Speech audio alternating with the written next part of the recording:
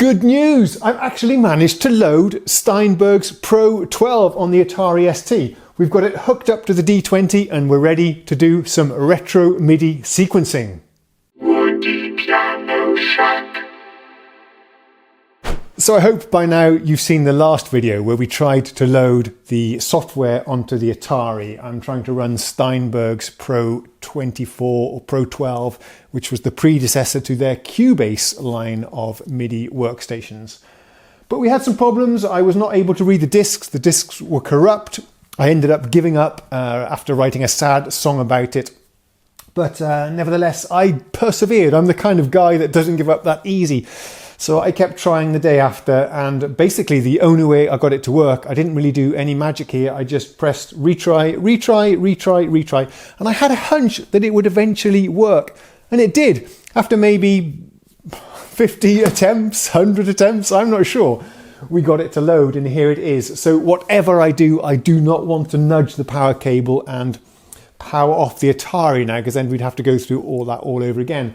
Now we have the program loaded into MIDI, so let's do some sequencing.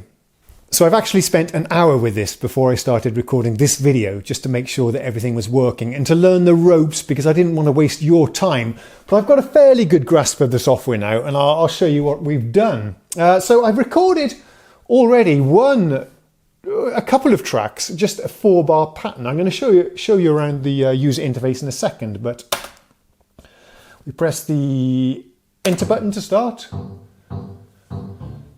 So the D20 is playing now a sort of pizzicato strings bass line, and you're hearing the sound through a cube amplifier. Let me show you the setup here. So there's the Atari. Up here we have it connected to my TV via the antenna cable. We have, of course, MIDI in and out on the Atari. That's the beauty of the Atari as a music computer. It's got MIDI built in, which is going over to the D20, which is over here. You see the MIDI cables coming in there. These are funky, transparent MIDI cables. Never seen the like of it, but there you go. And here we have the D20 playing on track 2, the pizzicato patch. You can see the LED triggering there as well on track 2, which is a nice thing. The sound you're hearing is coming from my cube amplifier down here, so don't expect hi-fi fidelity sound today, you guys. You're just hearing a guitar amplifier, but it doesn't matter. We're going to do a demo of the sounds in another video, and I'll use a high-quality digital audio capture for that. But for the time being, it's just coming through the guitar amp. It doesn't matter, because what we want to do today is demonstrate this software in action. If you're wondering about my mouse, it's in bits and pieces. The only way I can get the right click and the left kick function to work, the left kick, did I say left kick? Left click function to work is by pressing these micro switches with my fingernail. Doing it through these buttons didn't work, so we've sort of disassembled the mouse for now. Okay, here we have the 12 tracks. Let's position myself over here, 12 tracks. And you select them by pressing one... What the fuck?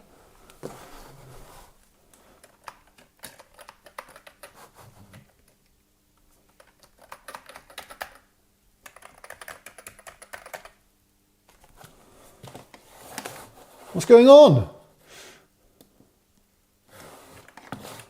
12. Copyright 1989 by Steinberg. How cool is that? This mouse is horrible. Okay. It seemed to get locked up there somehow. We select the track by pressing the number keys. 1, 2, 3, 4, 5, 6, 7, 8, 9, 10.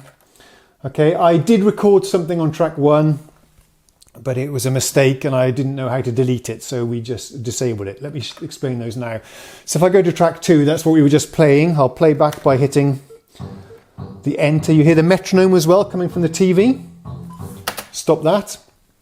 The status is if this track is enabled or not, muted or not. This particular one is active right now. The other ones are muted. The record, I select which track I want to record on by using the cursor keys backwards and forwards. That's pretty nice. Let's put it on to track 4 for now. And underneath we see the MIDI channel. It's not my camera or anything that's crappy. The picture on this TV screen really is bad using the antenna RF cable. But I've configured the MIDI channels 1, 2, 3, 4, 5, 6, and then that is 10. That is 10. I've recorded a couple of drum tracks that came out really, really bad, but I'm going to play them for you now.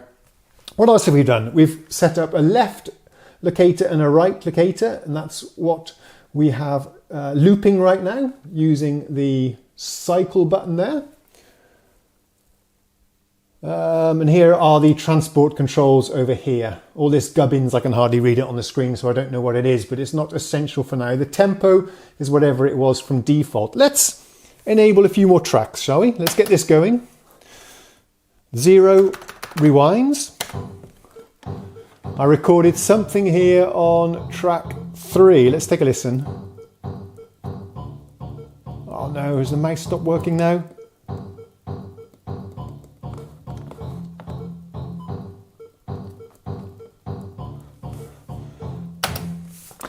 Just a second, the mouse has failed again.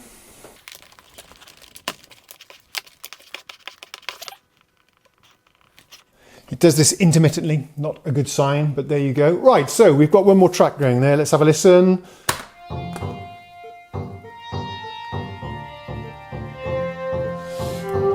That track is called Sweep Pad. That's on track 3. Let's go over and enable the second drum track I created. And by the way, this is completely out of time. For some reason, I lost sync with the metronome.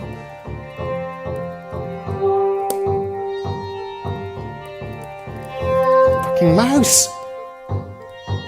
Damn it!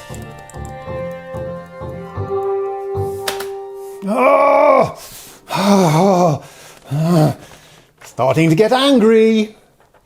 You don't want to see Woody when he's in a bad mood. You know what, guys?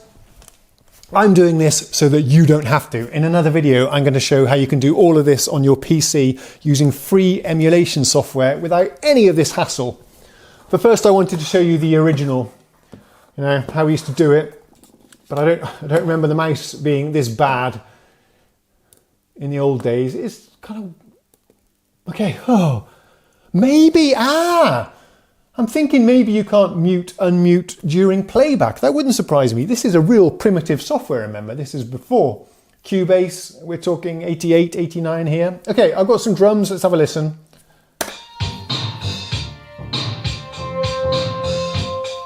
As I said, completely out of time, but there you go. You know what? I think we'll record one more part together and then we'll wrap this up, I think. Let's just show you the process. Okay, a slight change of camera angle as well so you can see the D20. Right, let's select track 4. And immediately we're going to hear the sounds that are on track 4 here. That is... Strange thing here, you have to disable local keyboard on the D20, which I've done, but I'm still hearing 2 tracks at once. I hear this thing on track 1 plus the thing on track 4. Fantasia.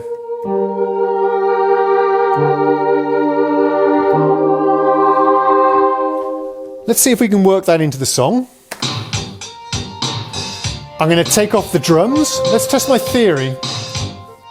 Oh, I could mute and unmute whilst it's playing.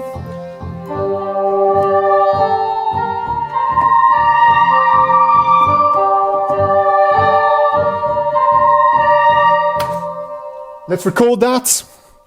I have to be quick. If you think I'm stressing a little bit, hurrying a bit, it's because the camera batteries are going to die pretty soon. So let's push on. Let's hit the record button up here. Luckily, there's lots of shortcuts, so I don't have to use this horrible mouse.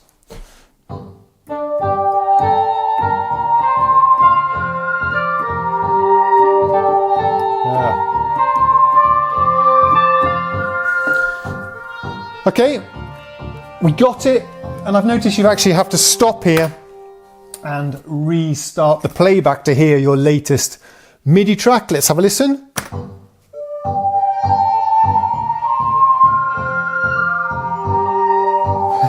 So we did it, guys. We recorded a track in Pro 12. Let's stop this a second. Man, I'm pretty chuffed. This started off really badly, this project. As you know, I couldn't load the floppy disks. I was getting corrupted data errors left, right and centre. But I persevered, and my original goal was to revisit MIDI sequencing using this 30-year-old hardware. And we did it! Yes, we did it! I'm so chuffed! I mean, the track is a pile of shit, you can hear that yourself. It doesn't matter, I don't care. I've proved the principle. You can fire up this old ancient gear and use it even today. Okay, I just wanted to show you some of the editing things we have here. There's a, if I can just go to score edit. Now there was a grid edit on the Pro 24. This is the free version Pro 12 that was distributed with the magazine. And on this one you only get a score edit. Let's have a look.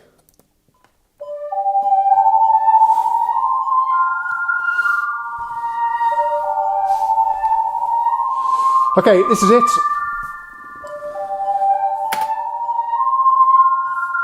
This is pretty nice, eh, for 1988. Look at this, a nice graphical representation of the score.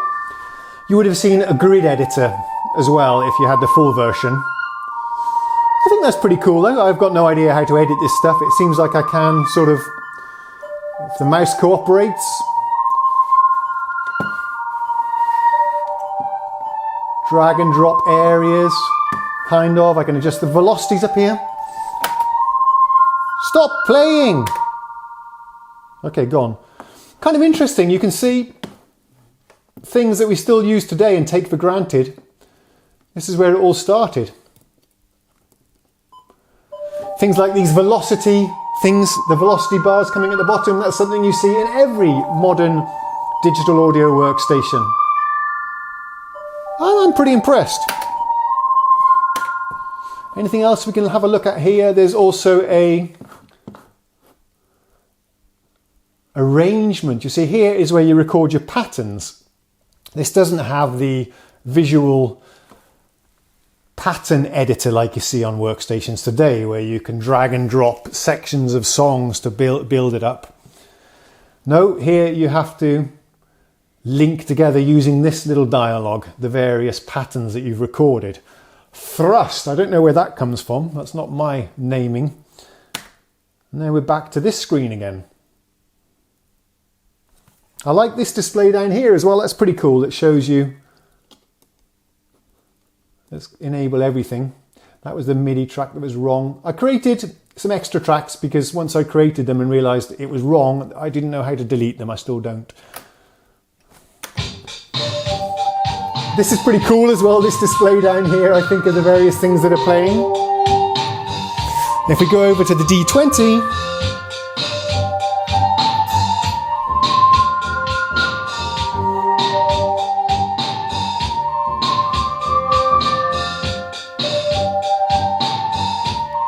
I think it's pretty nifty that you can see here all the patterns as they're playing as well. That's pretty cool.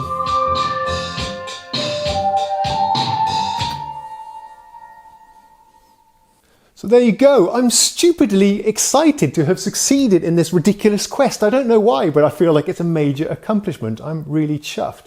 Anyway, I'm going to put this back in the box now, and I'm going to show you in a video coming soon how we can do all of this using just your PC and some free emulators. There are emulators for the Atari ST in which we can load in this software, run it on the PC as if it was running on the real hardware.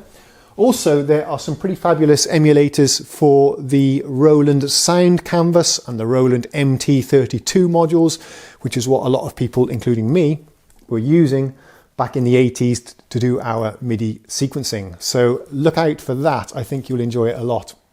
Please show me some love by hitting the like button if you enjoyed the video. Consider subscribing if you haven't done so already, and thank you very much if you have. That way you won't miss any of the upcoming videos I have on synths, music technology, and other random stuff. Thanks for watching. Cheerio. Woody Piano Shack.